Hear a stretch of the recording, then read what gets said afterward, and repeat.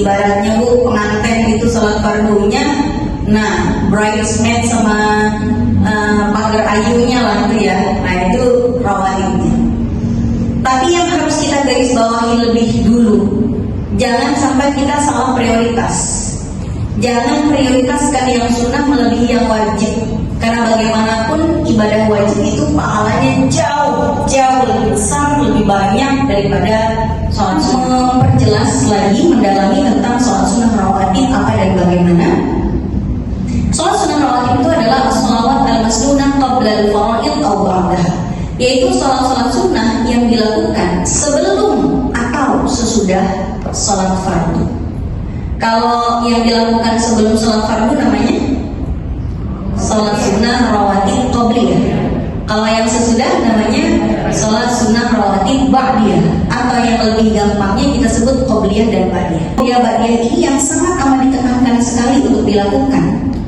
Hampir Nabi tidak pernah meninggalkannya kecuali satu dan lain hal.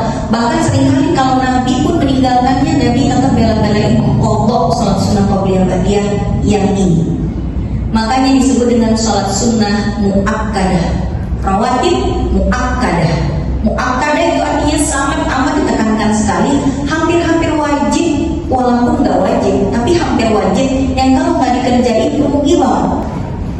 Itu sholat sunnah mu'akkadah itu seperti itu, hampir wajib walaupun nggak benar-benar wajib. Nah, ada yang ghairu mu'akkadah, dia disunahkan tapi nggak terlalu ngoyo Nabi ngerjainnya. Nabi nggak terlalu sesering itu melakukannya. Tapi kalau kita mau mengerjakannya, ada juga keistimewaannya. Saya kira seperti itu. Bu, bisa Ibu sebutin yang mu'akkadah kapan aja? Kalau Ibu udah bisa nyebutin, saya skip. 1, 2 rakaat qabla subuh dulu. Tadi dulu 2 qabla subuh, terus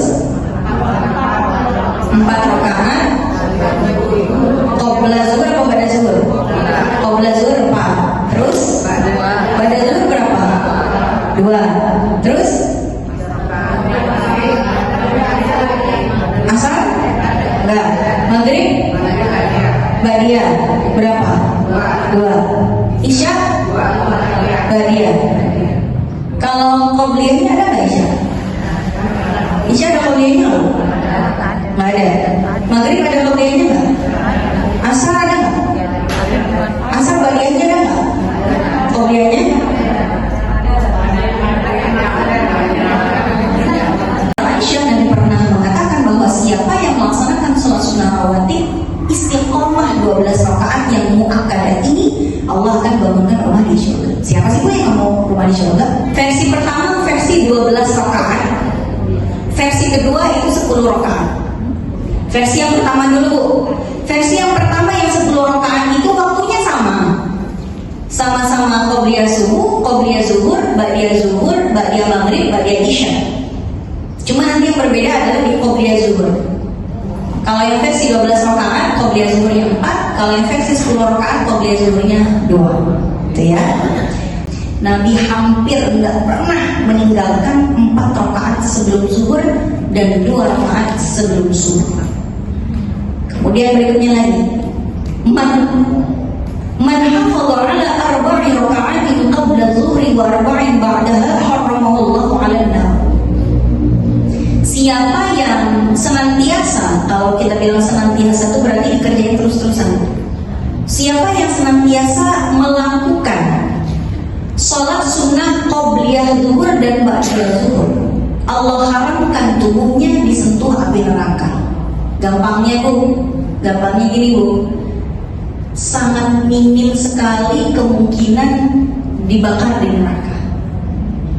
Kemudian ra'ata al-fajr khairun minad dunya wa ma fiha. Ini masih Ibu sering dengerin bahwa 2 rakaat qobliyah subuh itu lebih baik daripada dunia dan seisinya. Ini juga teka-teki Bu, emang apa sih lebih baik daripada dunia dan seisinya? Ya orang gampangnya ya surga gitu kan. Tapi kayaknya ini masih ada yang lebih eksplisit, cuma Nabi kayak bikin teka-teki gitu. Ya biarin aja, kita kerjain aja. Ntar pas di hari kiamat baru kita dikasih tahu, ini loh akibat atau karunia yang Allah berikan padamu gara-gara bela-bela ini sholat qobliyah subuh. Berapa keistimewaan sholat sunnah rawatib? Kita akan sebutkan sekarang sholat sunnah yang rawatib yang muakkadah tadi. Sekarang yang ghairu muakkadah. Ghairu muakkadah itu artinya disunahkan juga, tapi enggak terlalu ditekankan banget. Sunnah tapi ya gini, ibu kalau misalnya merasa aduh kayaknya kurang deh sholat saya, kalau cuma yang muakkadah doang, mau ngerjain yang ghairu muakkadah juga bisa juga. Pertama, 2 rakaat tambahan setelah zuhur. Tadi kan yang muakkadah 4 qobliyah zuhur sama 2 ba'diyah zuhur.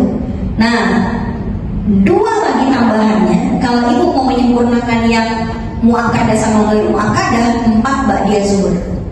2 yang pertama itu muakkadah, 2 berikutnya ini yang ghairu muakkadah.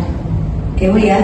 Jadi 4 rakaat sebelum itu ibu 2 rakaat salam kanan kiri, 2 rakaat salam kanan kiri, bangun sholat zuhur 4 rakaat salam kanan kiri, bangun lagi 2 rakaat salam kanan kiri yang muakkadah, lalu bangun lagi 2 rakaat salam kanan kiri. Jadi total 12 rakaat sebelum asar.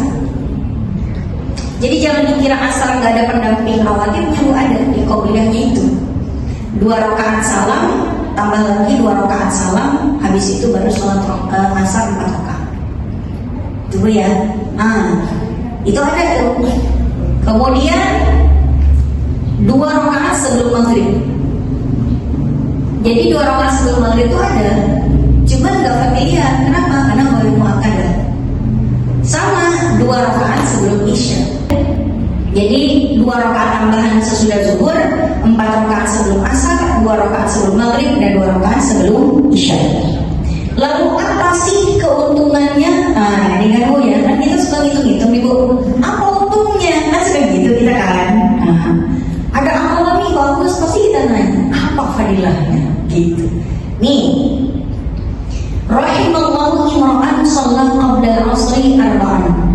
Allah merahmati, Allah kucurkan kasih sayangnya pada seseorang yang melaksanakan sholat sunnah qobliyah asar 4 rakaat.